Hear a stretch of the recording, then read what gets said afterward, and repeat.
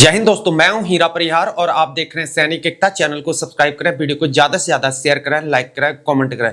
दोस्तों, जैसे कि मैंने जो है यहाँ पर इनवैलिड पेंशन की बात करी, यानी कि नाना केसेस की बात करी। अगर 10 साल से अगर कम सर्विस है तो उनको किस प्रकार से उनके रेगुलेशन होते हैं। अगर 10 साल से अगर ज्यादा उनकी सर्विस यानी कि 15 साल से कम सर्विस यानी पेंशनेबल सर्विस नहीं है, उसके बावजूद भी उनको पेंशन ऑथराइज होगी। और 10 साल से कम होने पर भी जो है वहां पर इनवैलिड पेंशन ऑथराइज होगी। उनके रेगुलेशन थोड़ा सा 4 जनवरी 2019 के बाद चेंजमेंट हुए हैं, यानी कि 10 साल से कम वाले सर्विस को भी इनवैलिड पेंशन नाना केसेस में मिलता है। लेकिन पहले 2019 से पहले नहीं मिलता था, केवल 10 साल से ज्यादा सर्विस होने पर ही मिलता था या 10 साल पर मिलता था। लेकिन अब मिलेगा। और किस शर्त पे मिलेगा मैं ऑलरेडी वीडियो बना चुका हूं, आप देख सकते हैं। लेकिन आज हम बात करेंगे इनवैलिड पेंशन के यहां पर कैलकुलेशन की बात करेंगे। दोस्तों, एक बात आपको समझनी होगी कि अगर आपको डिसेबिलिटी पेंशन या इनवैलिड पेंशन या कोई पेंशन डिसेबिलिटी का लेना है तो उसमें वहां पर हमको इनवैलिड ही आउट होना पड़ेगा। ER GMO 2023 के अकॉर्डिंग, जब मेडिकल गाइडलाइंस GMO 2023 की जो भी गाइडलाइंस है उसके अकॉर्डिंग यहाँ पर इनवैलिड पेंशन ही आउट होना पड़ेगा।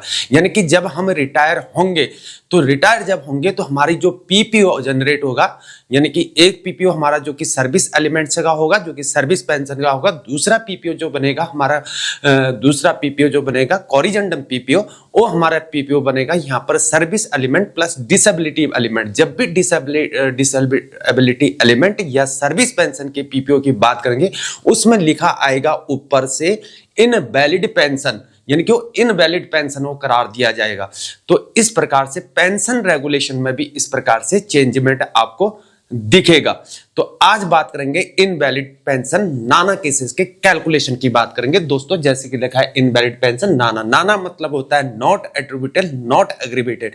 यानी कि एट्रिब्यूटेबल क्या होता है, एग्रीवेटेड क्या होता है, मैं ऑलरेडी कई बार बता चुका हूं कि एट्रिब्यूटेबल किसे कहते हैं और एग्रीवेटेड किसे कहते हैं। तो वीडियो लंबी हो जाती है, उसके लिए आप पुरानी वीडियो देख सकते हैं।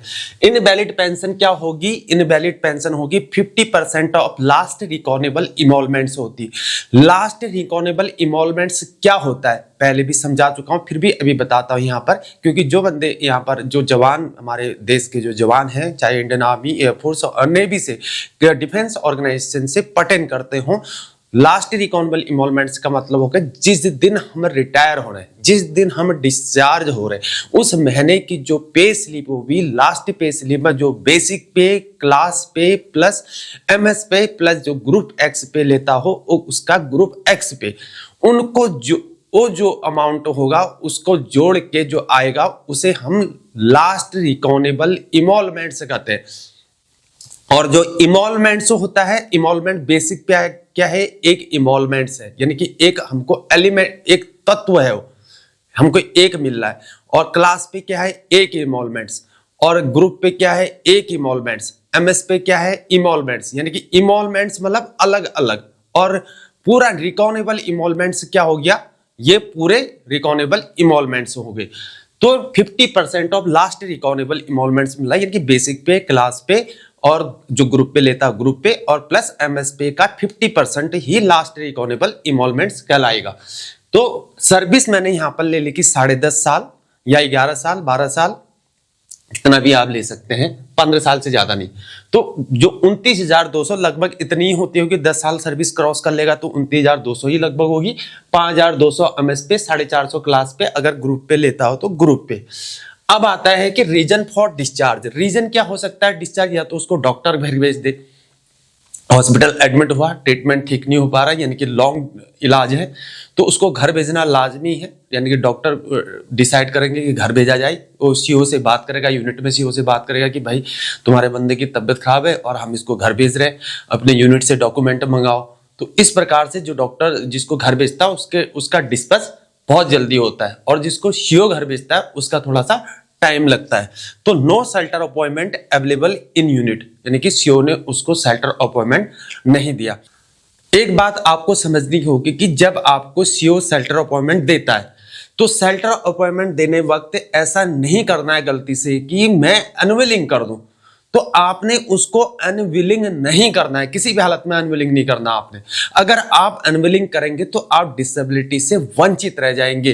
तो इन बातों को आपने समझना है, यानी कि डिसेबिलिटी पेंशन आपको तभी मिलेगी जब आप अनविलिंग नहीं करेंगे, सीओ अनविलिंग करेगा और आप विलिंग करेंगे। तो इन बातों को आपने समझना है। अगर आपकी 15 साल से सर्विस ज्यादा हो जाती, उस वाले केसेस में अगर आप अनविलिंग करते हैं तो तब भी आप डिसेबिलिटी पेंशन नहीं पाएंगे, लेकिन इंपेयरमेंट रिलीफ जरूर पाएंगे। तो इन बातों को समझना है। तो loss at appointment in the unit disability क्या है, नॉट एट्रिब्यूटेड नॉट एग्रीवेटेड है। और डिसेबिलिटी क्या है, इसमें जो है नाना वाले केसेस में डिसेबिलिटी इज नॉट रिक्वायर्ड। एक बात आपको बीमारी है, लिखकर बहुत ज्यादा कंज्यूम करते हैं आप, हॉस्पिटल एडमिट हो गए, या ड्रग्स लेते हैं हॉस्पिटल एडमिट हो गए, तो उस वाले केसेस में क्या होगा कि मतलब जो लिखकर कंज्यूम करते हैं उनको जो करते हैं मेंटल स्टेबिलिटी, थोड़ा सा मानसिक स्थिति थोड़ा जो होती है चरमरा जाती है, कुछ भी असर हो सकता है। शर्माने वाली बात नहीं, किसी के साथ भी ऐसा हो सकता है, कोई भी इश्यूज हो सकता है, ठीक है ना। जवान ड्यूटी कर रहा है, रात दिन पजल वल्ला पल्ला, दिमाग में असर पड़ना लाजमी है, ठीक है ना। हर कोई इंसान एक जैसा कभी भी नहीं बना होता है। तो इन बातों को समझना, क्योंकि यहाँ पर 140 करोड़ वासी हैं, भारतवासी में पूरी दुनिया पता नहीं कितने लोग हैं, तो हर इंसान एक जैसा कभी नहीं हो सकता। तो इन बातों को समझना है आपने। तो इस प्रकार से जो है यहाँ पर disability is not required, disability कोई रिक्वायर्ड नहीं है आपका, 0.5% भी है और ना भी है, डॉक्टर घर भेज रहा है तो उसमें आपको दिया जाएगा, यानी कि मिलिट्री आपको देती है। आपने सेना में नौकरी कर रखी है, आपको घर भेजा रहा है, लेकिन आपको मिलेगा जरूर। लेकिन अगर 10 साल से अगर कम सर्विस है तो उस वाले केसेस में तब ही मिलेगा जब आप कोई ज्यादा उपभोग करते हो ड्रग्स का, या आप मेंटल डिसऑर्डर है, या आपको डॉक्यूमेंट में लिख दिया जाएगा कि आप ना ही फौज के लायक नौकरी करने के लायक है, ना ही आप सिविल में री एम्प्लॉयमेंट ले सकते हैं। तो आपके डॉक्यूमेंट में इस प्रकार से लिख दिया जाता है। बाकायदा आप घर आके कोई भी बिजनेस करे चाहे कुछ करे वो अलग बात है, ठीक है ना। तो इस प्रकार से डिसेबिलिटी क्या है, इमोलमेंट से लिख दिया मैंने 29,200, 5,200, 450, इस प्रकार से 34,850 क्या आया, जोड़ क्या आया। तो इनवैलिड पेंशन क्या हो गई अब 34,800, यानी कि 50% ऑफ लास्ट रिकॉनेबल इमोलमेंट। तो इस प्रकार से 50/100, तो क्या करेंगे 17,425।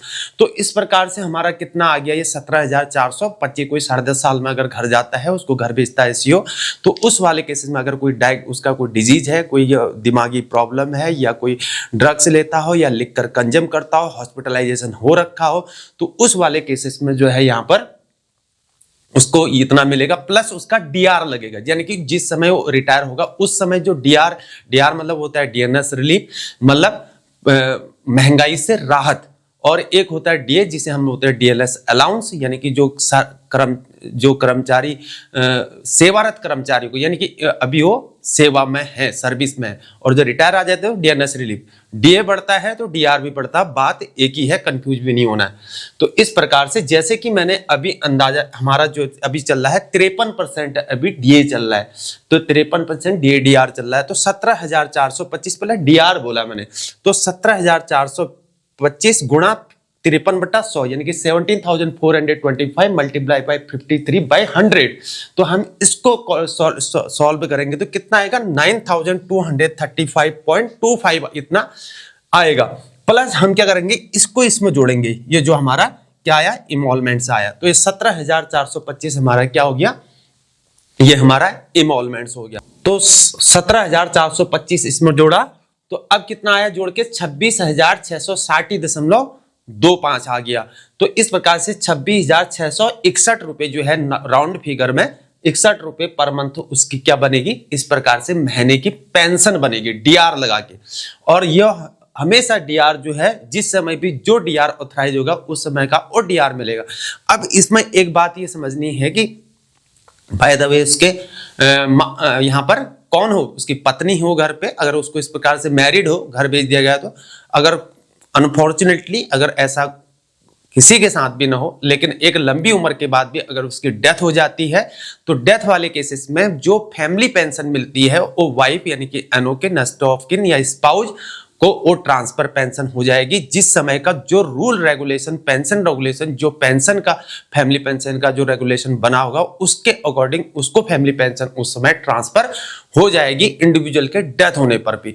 यानी कि इनवैलिड पेंशन में भी वहां पर फैमिली को पेंशन ऑथराइज होगी। अगर वाइफ की भी अगर डेथ हो जाती, खुदा न खास्ता सभी का किसी का ऐसा ना हो, लेकिन उसमें भी जो है बच्चों को जो है फिर फैमिली पेंशन ट्रांसफर हो जाएगी इनवैलिड केस में भी, अगर 25 साल से कम उम्र के हैं।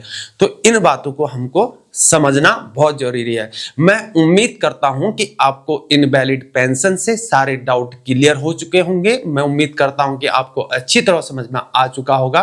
कमेंट्स में आपने किया था कि मेरे को इम्पेयरमेंट रिलीफ के बारे में बताइए, तो नेक्स्ट वीडियो जो है हम इम्पेयरमेंट रिलीफ के पूरे डिस्कशन करेंगे कि इम्पेयरमेंट, मैंने ऑलरेडी पहले भी वीडियो बना रखी है इम्पेयरमेंट रिलीफ, कैलकुलेशन करके समझा रखा, आप प्ले लिस्ट में जाके देख सकते हैं। प्ले लिस्ट में इम्पेयरमेंट रिलीफ क्या है और इम्पेयरमेंट रिलीफ की कैलकुलेशन और इम्पेयरमेंट रिलीफ का लमसम अमाउंट कितना होता है, किस हिसाब से कम्यूटेशन टेबल के अकॉर्डिंग कैलकुलेट होगा, वो भी मैंने आपको बता रखा। प्ले लिस्ट में जाके आप वीडियो देख सकते हैं।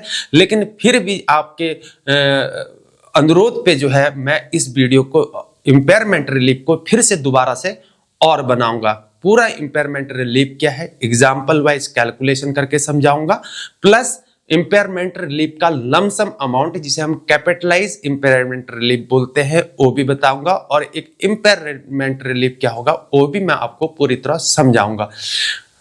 बने रहिए हमारे साथ। आज के लिए इतना ही। जय हिंद, जय भारत, वंदे मातरम, भारत माता की जय।